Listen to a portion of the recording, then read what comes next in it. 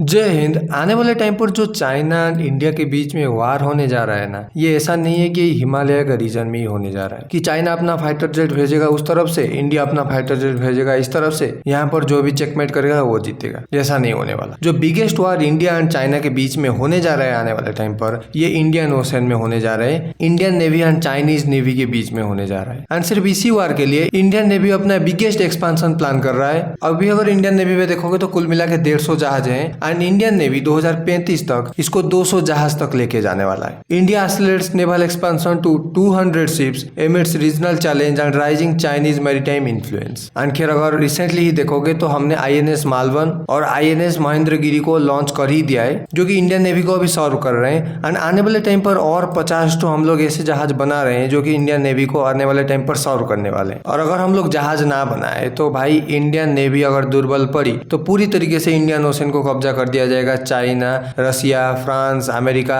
इन कंट्रियों के द्वारा। और इंडियन नेवी जो इंडियन ओशन का बाप बन के अभी बैठा हुआ है, पूरी तरीके से मोए मोए हो जाएगा भाई इंडियन नेवी का। देखो आज के डेट में जो है चाइना के पास पूरी दुनिया का सबसे बड़ा नेवी है। जहाज के नंबर के हिसाब से अगर देखोगे तो पूरा दुनिया का सबसे ज्यादा जहाज चाइना रखता है, not America, not France, not रूस। और कई कंट्री 5-6 सालों में जितना जहाज बनाते हैं, चाइना अकेला एक साल के अंदर उतना जहाज निकाल रहा है हर साल। And at the same time Pakistan भी चाइना के जरिए एडवांस कर रहा है अपनी मेरीटाइम पावर को। पाकिस्तान को चाइना ने रिसेंटली कुछ सबमरीन वगैरह ऑफर किया है। 7 सबमरीन भाई साहब पाकिस्तान को मिलने जा रहा है एंड उसमें से एक सबमरीन तो मिल ही गया है। एंड इसके ऊपर मैंने अपने चैनल पर रिसेंटली एक वीडियो अपलोड किया था, जाकर देख सकते हो। तो इंडियन ओशन में अगर देखोगे तो चाइना एंड पाकिस्तान जो कि हमारा मोस्ट पावरफुल जो दो दुश्मन है, उनका पावर बढ़ते जा रहा है। एंड ये जो पर्टिकुलर सिचुएशन है ये 2 फ्रंट वार की तरफ भी खींचा चला जा रहा है, क्योंकि पाकिस्तान नेवी अगर हमारे ऊपर अटैक कर दे and same time China navy हमारे ऊपर अटैक कर दे, तो हमारे पास इतना जहाज होना चाहिए कि हम अपना इंडियन बॉर्डर को प्रोटेक्ट कर पाए। और अनलाइक लैंड बॉर्डर, यहाँ पर हम लोग फेंसिंग तो नहीं बिछा सकते है ना, कि इंडिया पाकिस्तान बॉर्डर पे हम लोग ऐसे फेंसिंग बिछा दिए तो आतंकवादी कम घुसेंगे या आर्मी इमीडिएटली नहीं घुस पाएगी। यहाँ पर अगर समुद्र में दीवार बनाने जाओगे तो भाई हो गया तुम्हारा कल्याण। लेकिन समुद्र का तो सिक्योरिटी रखना ही है, तो भाई हमको बड़ा नेवी एंड एक पावरफुल कम्युनिकेशन सिस्टम चाहिए होता है। समुद्र का जो हमारा हजारों किलोमीटर का कोस्ट लाइन है उसको प्रोटेक्ट कर पाए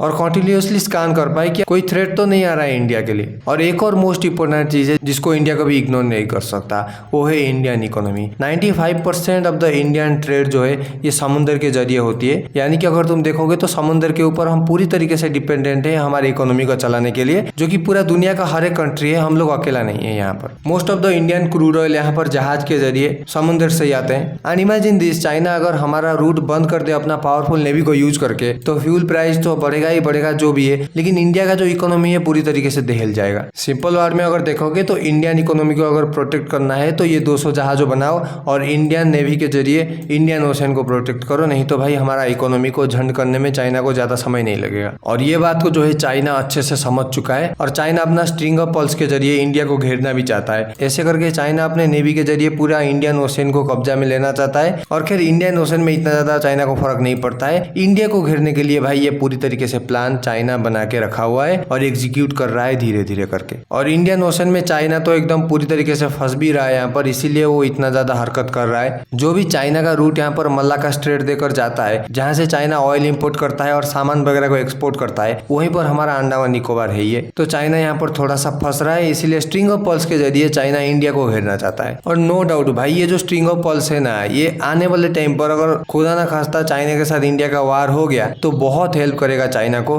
हर एक जगह चाइना अपना रूट ले रखा है, हर एक जगह चाइना अपना बेड़ा डाल चुका है, तो यहाँ पर अपना शिप को लगा के चाइना आराम से हमारे ऊपर अटैक कर सकता है। उसके डिफेंस में हमको अपना स्ट्रैटेजी बनाना होगा और एग्जीक्यूशन जल्दी से जल्दी करना होगा। एंड उसके लिए हमको चाहिए जहाज, जो कि अभी इंडियन गवर्नमेंट प्लान करके पैसा डाल रहा है 200 जहाज के लिए, जो कि बहुत अच्छी बात भी है। अगर ये महेंद्रगिरी जहाज को देखोगे ना भाई, तो ये प्रोजेक्ट 7A के तहत बनने वाला एक जहाज है, जो कि एक नीलगिरी क्लास का जहाज है। मैंने ऑलरेडी प्रीवियस वीडियो में ये सब डिस्कशन कर दिया है, सारे वीडियो देखो भाई, पता चल जाएगा तुमको। और ये शिप को मैगाजन डॉकयार्ड लिमिटेड ने बनाया है विथ 75% ऑफ इंडिजीनियस कंटेंट यहाँ पर, जो कि हमारा बेंचमार्क ही है 60-70% की। एटलीस्ट 60-70% तो इंडिजीनियस कंटेंट होना ही चाहिए और उससे भी 10% ज्यादा ही है यहाँ पर ये नीलगिरी क्लास का आईएनएस मालवन। और अच्छा ही है ना भाई, जो हम फ्रांस से, रसिया से एक पूरा जहाज ही इंपोर्ट करते थे, उसके बदले में चाहे 50% ही हो, हम लोग खुद तो बना पाते हैं। एंड अगर आज 50% बनाते हैं तो आने वाले टाइम पर और 50% भी बना लेंगे धीरे धीरे करके, जो कि क्रिटिकल कंपोनेंट हम अभी बना नहीं पाते। खैर हम लोग तो 75% बना देते हैं तो क्या दिक्कत है, और 25% हम लोग अभी इंपोर्ट करेंगे, लेकिन आने वाले 10 साल के अंदर हम ये जो 75% है इसको पूरी तरीके से 100% भी बना सकते हैं। तो अभी जितना हो सकता है उतना किया जाए ना, फिर बाद में देखेंगे क्या होता है। क्योंकि कई लोग यहाँ पर चिंतित हो जाते हैं कि 75% तो है ही है, ठीक है, लेकिन 25% जो और रहा इसका क्या है। इसके लिए तो हम लोग इंटरनेशनल मार्केट के ऊपर डिपेंडेंट है। 0% से हम लोग 75% तक आ गए, तो 75 से 100 तक जाने में अभी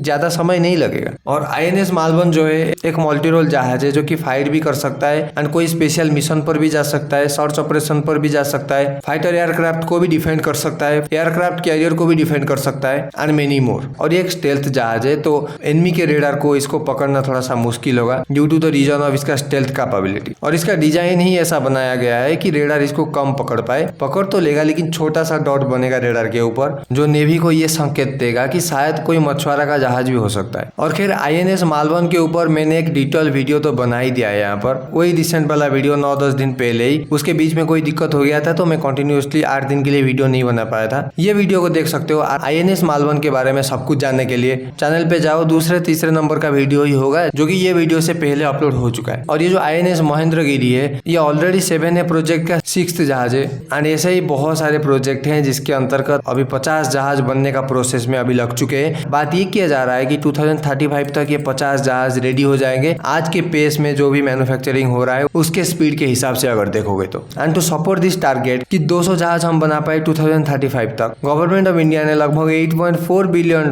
का एक बिल जारी किया है जिसको यूज करके ये 200 जहाज का टारगेट को पूरा किया जाएगा। एंड इंडिया का टारगेट ये है कि 2047 तक जब हमारा 100 साल का इंडिपेंडेंस हो जाएगा तब इंडिया उन 5 कंट्रियों में से आना चाहिए जो 5 कंट्री पूरी दुनिया में सबसे ज्यादा जहाज बनाते हैं। एंड इसी टारगेट को देखते हुए इंडिया अपना जो भी सीपैड है उसको मॉडर्नाइजेशन कर रहा है, उसकी कैपेबिलिटी को डेवलप कर रहा है कि ज्यादा से ज्यादा जहाज बना पाए और टेक्नोलॉजी में लेस कर रहा है उन सीपैड को। बट इंडिया के लिए भी यहाँ पर बहुत ज्यादा प्रॉब्लम है। यहाँ पर ये जो 200 जहाजों में से 50 जहाज हम लोग बना रहे हैं ये एडवांस जहाज है। एंड अगर एडवांस जहाज को बनाना है तो एडवांस रेडार चाहिए होगा, एडवांस कम्युनिकेशन सिस्टम चाहिए होगा, यानी कि अगर मोटा मोटी देखोगे तो सब कुछ एडवांस चाहिए होगा जो कि इंडियन टेक्नोलॉजी के हिसाब से बहुत ही दिक्कत अभी हमको कर रहा है। इसीलिए हम लोग बाहर के कंपनियों का मदद ले रहे हैं एंड फॉर दिस रीजन हमको थोड़ा सा ज्यादा समय लग रहा है अभी यहाँ पर। मैं जानना चाहता हूँ भाई साहब तुम्हारा थॉट, क्या ये 200 जहाज टाइम पे बन पाएगा या नहीं बन पाएगा? आने वाले टाइम पर क्या दिक्कत ऐसा आ सकता है जो कि हमको ये टारगेट को फुलफिल करने में दिक्कत कर सकता है? एंड चाइना इंडिया का सिचुएशन आने वाले 10 साल के अंदर कैसा हो सकता है? लेट मी कमेंट डाउन यहाँ पर। मैं जानना चाहता हूँ भाई क्या थॉट है तुम्हारे दिमाग में। हम लोग डिस्कशन कर सकते हैं ये बारे में कि यार एक्चुअली हो क्या रहा है इंडियन नेवी के साथ और इंडियन गवर्नमेंट क्या इफेक्टिवली ये डिसीजन ले भी रहा है या नहीं ले रहा है। तो देखते हैं आने वाले टाइम पर क्या होता है। Thank you so much for watching this video.